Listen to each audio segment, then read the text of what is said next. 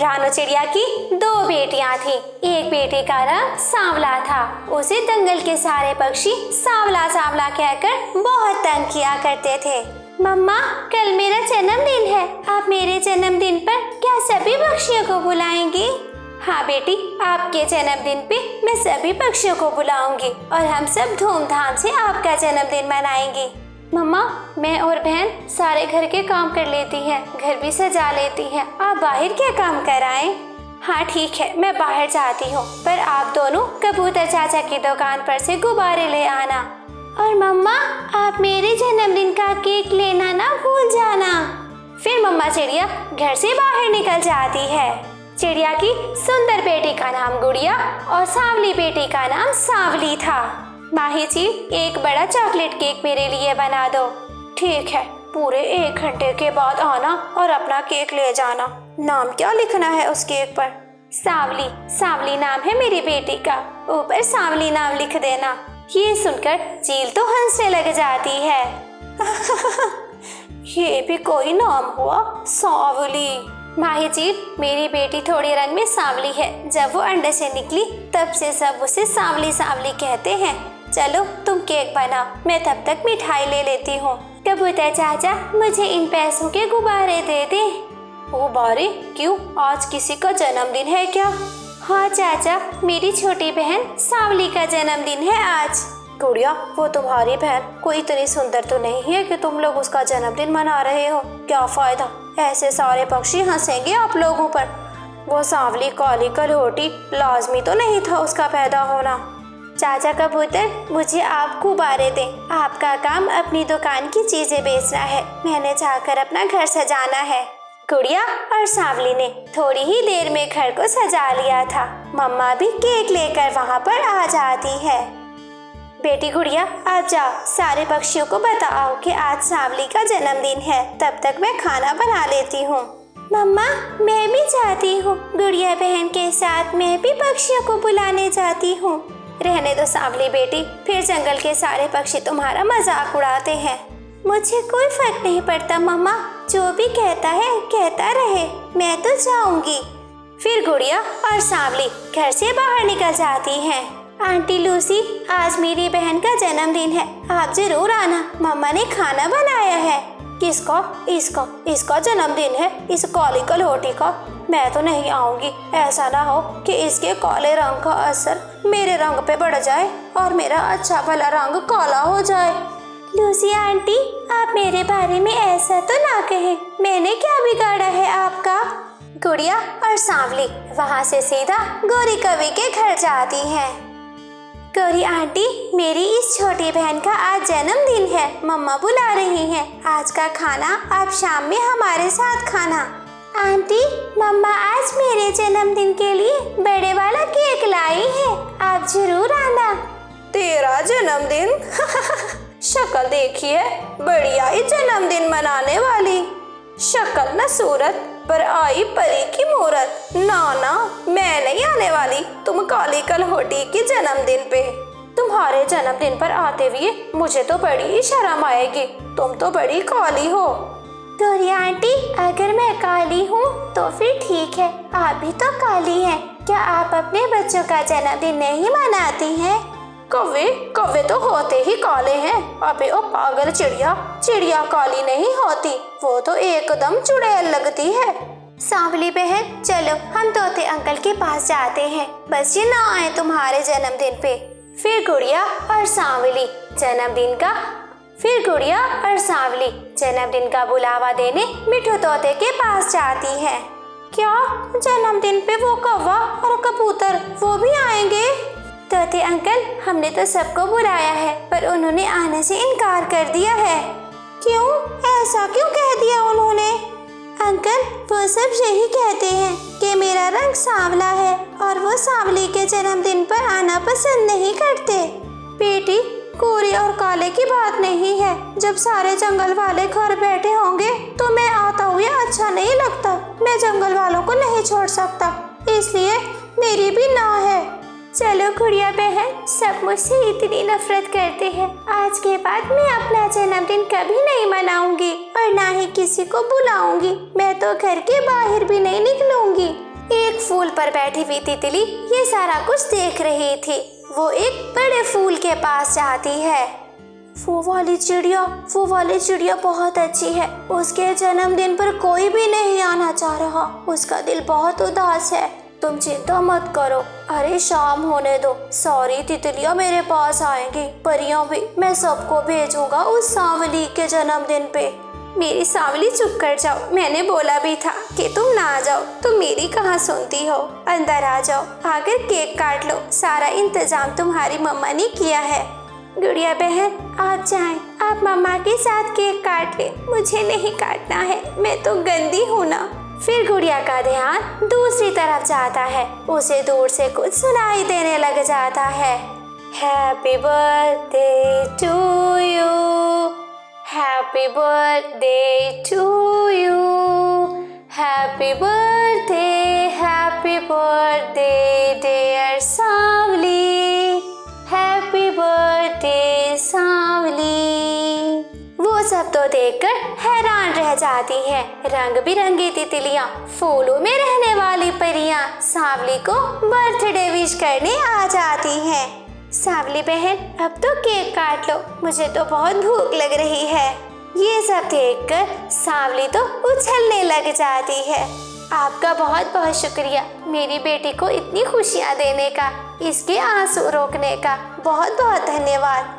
एक पेड़ की डाल पर बैठे हुए तोता और साथ में गोरी कवि लूसी कबूतरी बैठे देख रहे थे, आवाजें सुन रहे थे, क्योंकि उसके घर से आवाजें आ रही थी बर्थडे विश करने की। Happy birthday Sanwali, happy birthday Sanwali, happy birthday Sanwali. फिर सांवली केक काटती है। सभी परियां और तितलियां खुशी खुशी वो केक खाती हैं। सारे घमंडी पक्षी बाहर बैठे सिर्फ और सिर्फ आवाजें सुन रहे थे और दिल ही दिल में बहुत शर्मिंदा हो रहे थे। 1 2 3 4 5, 1 2 3 4 5, 1 2 3 4 5। ऐसे गोरी कभी अपने फुटबॉल से खेल रही थी। खेलते खेलते गोरी की फुटबॉल अचानक ऊपर चली जाती है। पेड़ की डाल पे रखे हुए बुलबुल के घोंसले पे जाके लगती है।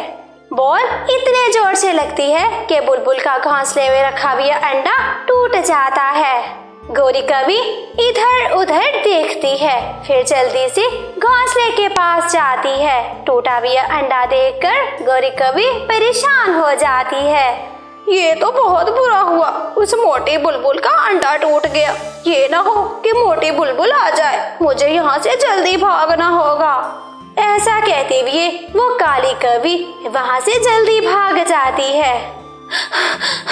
कालू जी, मैं अपनी फुटबॉल के साथ खेल रही थी। वो अचानक फुटबॉल अंडे पे जाकर लगी। वो बुलबुल का अंडा था और टूट गया। कालू मुझे कहीं छुपा लो, मुझे बुलबुल नहीं छोड़ेगी। बुलबुल तो मुझे भी मार डालेगी। गोरी, तुम्हें चिंता करने की जरूरत नहीं है, मेरा नाम कालू है। सब डरते हैं मुझसे। जंगल का कोई भी पक्षी हमारा कुछ नहीं बिगाड़ सकता। जिसने भी तुझे या मुझे कुछ कहा, मैं उसको जान से भी मार दूंगा। किसी जालिम ने मेरा अंडा तोड़ दिया। मर जाए वो जालिम जिसने मेरे सारे ख्वाब किरची किरची कर दिए। ना जाने मैंने क्या कुछ नहीं सोचा था अपने बच्चे के लिए, और उसने मुझे तबाह कर दिया।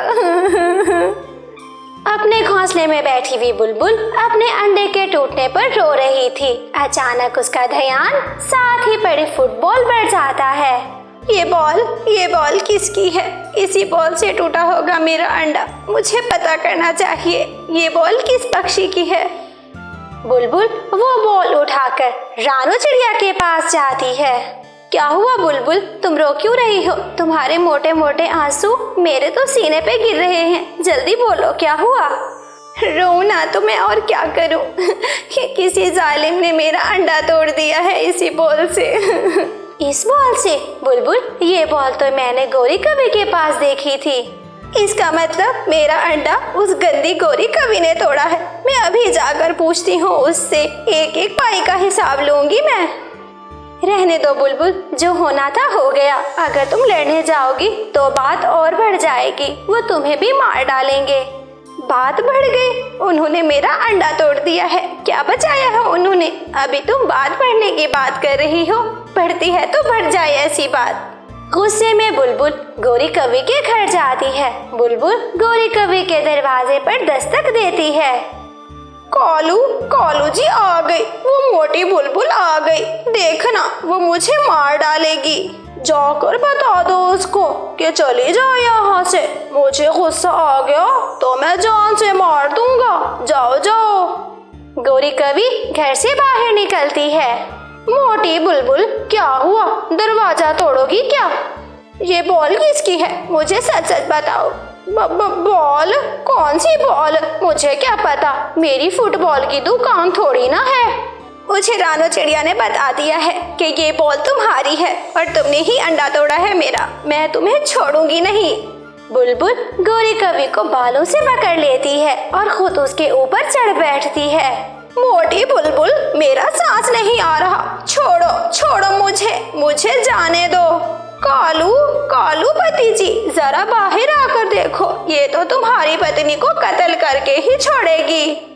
मैं तुम्हारी जान ले लूंगी। बेशरम काली कवि, मेरा अंडा तोड़ते हुए तुम्हें जरा भी शर्म नहीं आई? कालू कौवा डंडा लेकर बाहर आता है और बुलबुल को इतना जोर से अंडा मारता है कि बुलबुल अगला सांस नहीं ले पाती। बुलबुल वहीं पे मर जाती है। कालू, कालू, ये तो मर गई है। अब क्या बनेगा हमारा? अब अपने बारे में जरा सोचो। थोड़ा ज्यादा लग गया, मैंने तो थोड़ा ही मारा था। दोनों कौवे इधर उधर देखते हैं, उनको कोई नहीं देख रहा था। कालू जी, हम गड्ढा खोदते हैं। गड्ढा खोद के इस मरी हुई बुलबुल को दबा देते हैं, किसी को कुछ भी पता नहीं चलेगा। तुम जाकर सामने वाले पेड़ के नीचे गड्ढा खोदो, मैं किसी तरह इसको उठा कर ले आता हूँ। फिर गौरी कवि गड्ढा खोदती है। कालू कौवा बुलबुल को उठाकर गड्ढे में फेंक देता है, ऊपर मिट्टी डाल देता है। ऐसे एक दिन गुजर जाता है। कालू, कालू, मुझे बहुत डर लग रहा है, किसी को पता चल गया हमें तो जेल हो जाएगी। अगर इतना ही डर था तो ना तोड़ती बुलबुल का अंडा। मैंने तो सिर्फ अंडा ही तोड़ा था, तुमने तो उसको जान से ही मार डाला। फिर मिठू तोता बुलबुल के घोंसले से गुजरकर चिड़िया के घर आता है। चिड़िया चिड़िया, मैं बुलबुल के घोंसले से आ रहा हूँ, वो घोंसले में नहीं है और मैंने उसे कल से देखा भी नहीं है।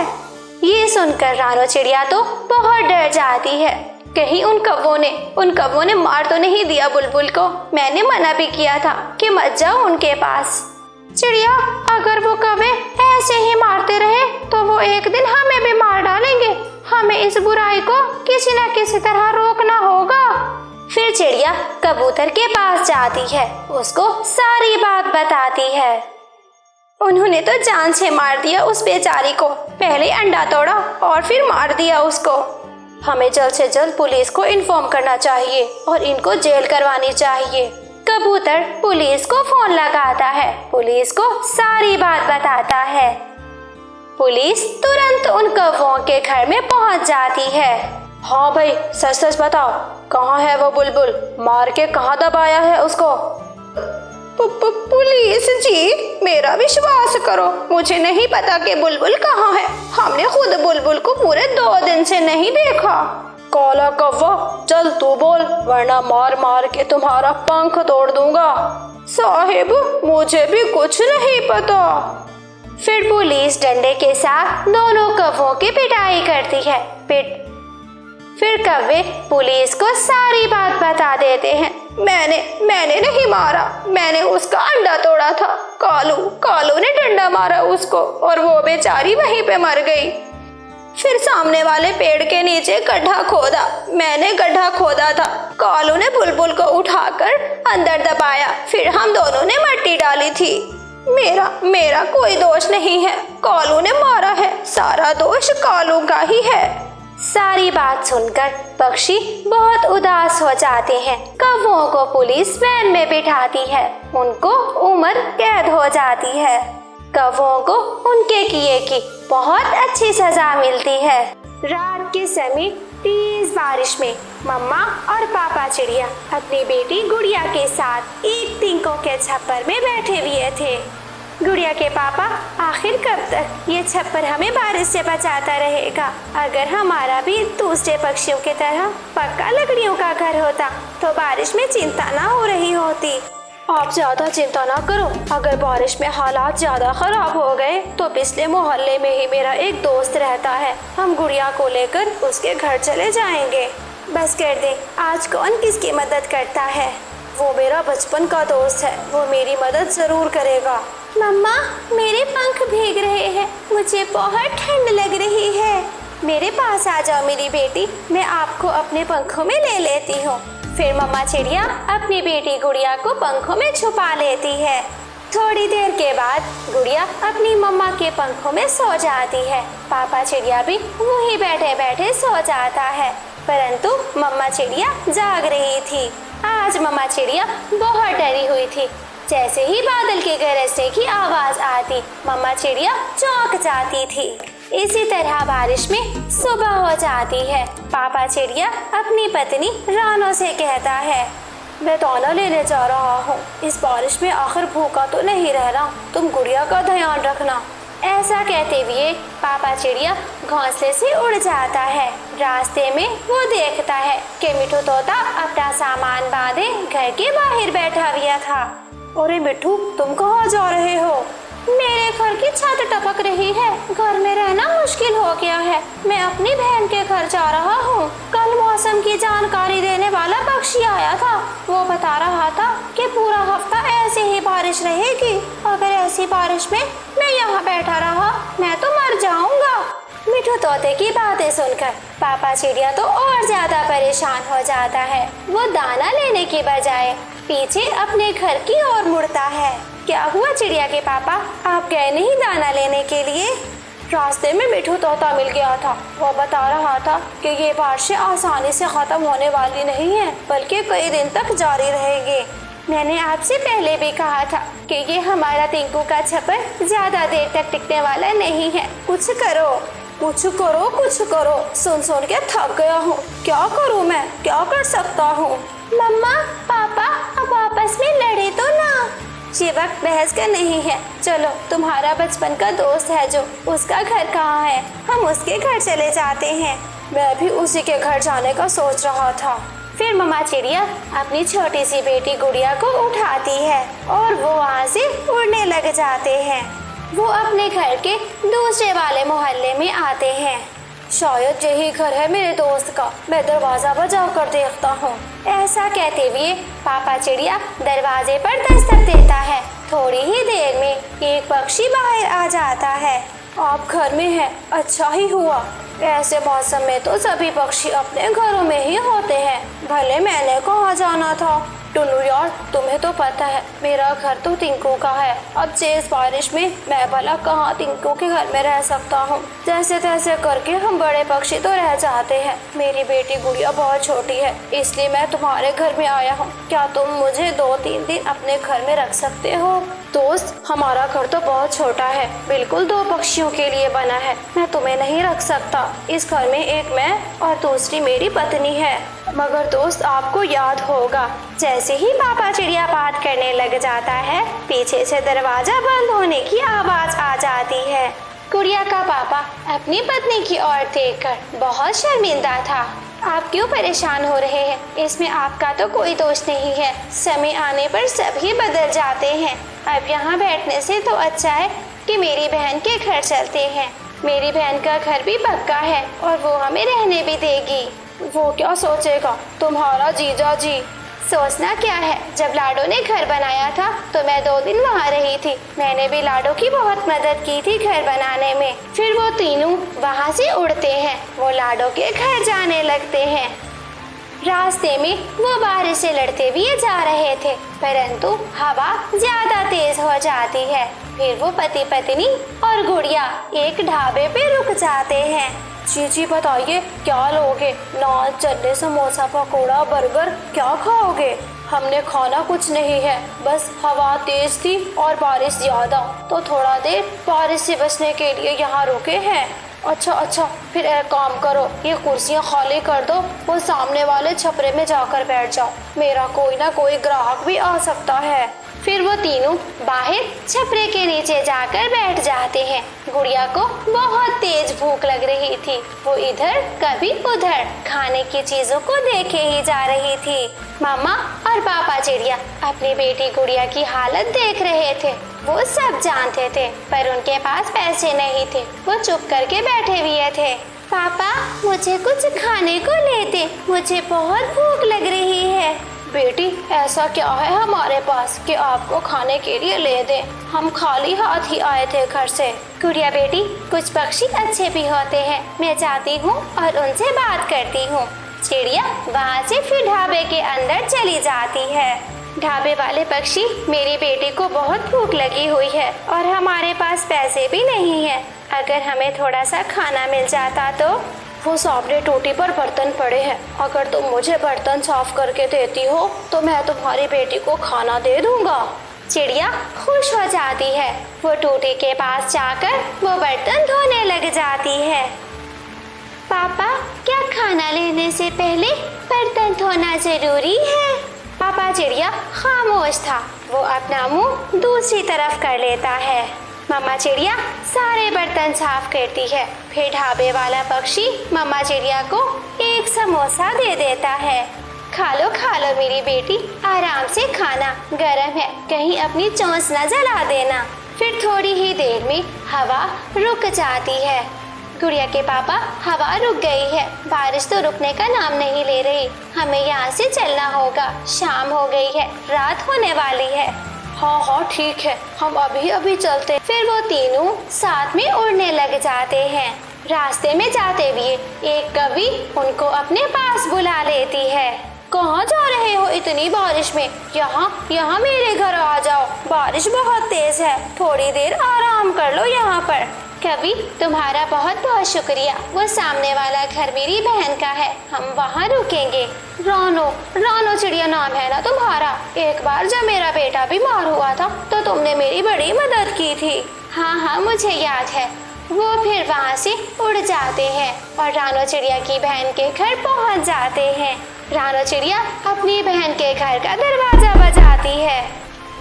अंदर से रानो की बहन बाहर आती है, जिसे देखकर रानो चिड़िया बहुत खुश हो जाती है। लाडो बहुत मुश्किल में है, हमारे घर का छप्पर टपकने लग गया, किसी ने मदद ना की तो हम तुम्हारे पास चले आए। जब जान की पड़ी हो तो सभी मदद को आ जाते हैं, मेरा छोटा सा घर है, मैं किस किस को रखूंगी, तुम आ जाओ अपनी बेटी को लेकर, तुम्हारे पति की जगह नहीं है अंदर।